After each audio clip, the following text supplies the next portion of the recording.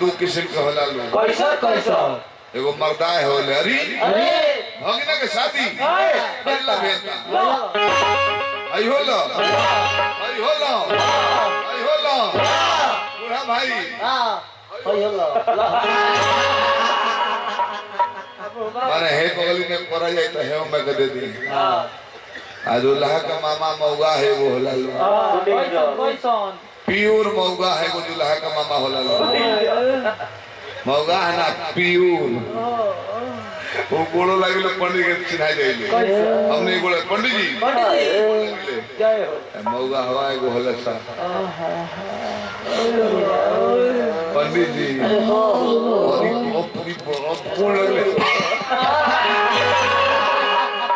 हमने गोड़ा तो गलत जय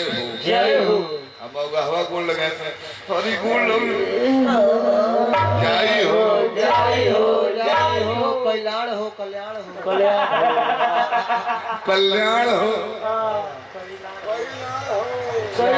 कल्याण हो पहला जय हो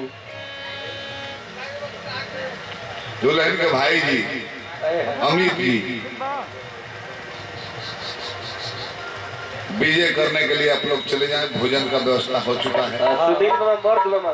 ये हमने के जिम्मेदार हाँ कब का तू काहे काम का तारा बाबूजी कहला कि हम करता नहीं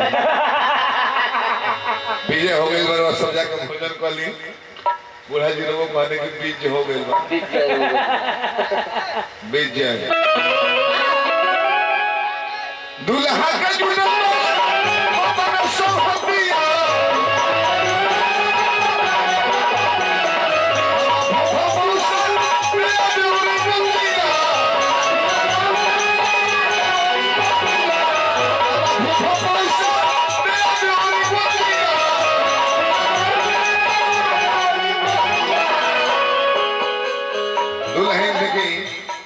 सदिया लड़कों का होता लड़कियों का होता रविंद्र भैया कल सवेरे रोवन पीटल पड़ी कि लक्ष्मी जाता रही घर से और वह कुल्हड़िया में गाय के गोबर से दुआ भी पैल हुई पुआ पकवान बनल हुई खुशी मना जाए कि लक्ष्मी जाइल बड़ी दीन खुशी का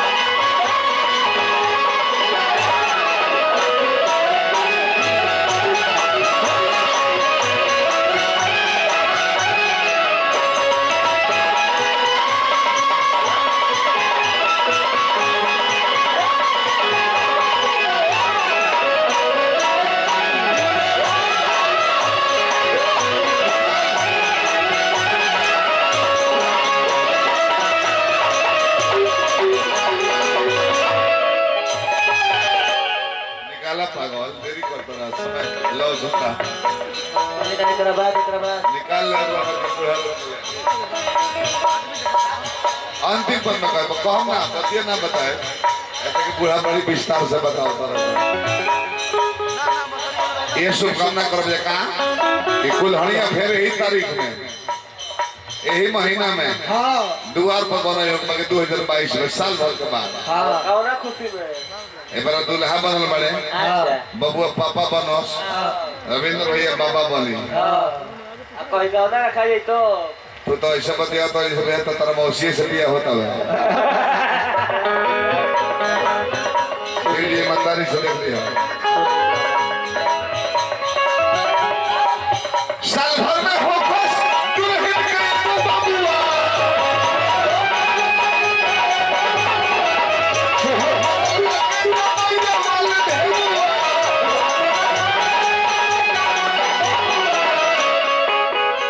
शुभकामना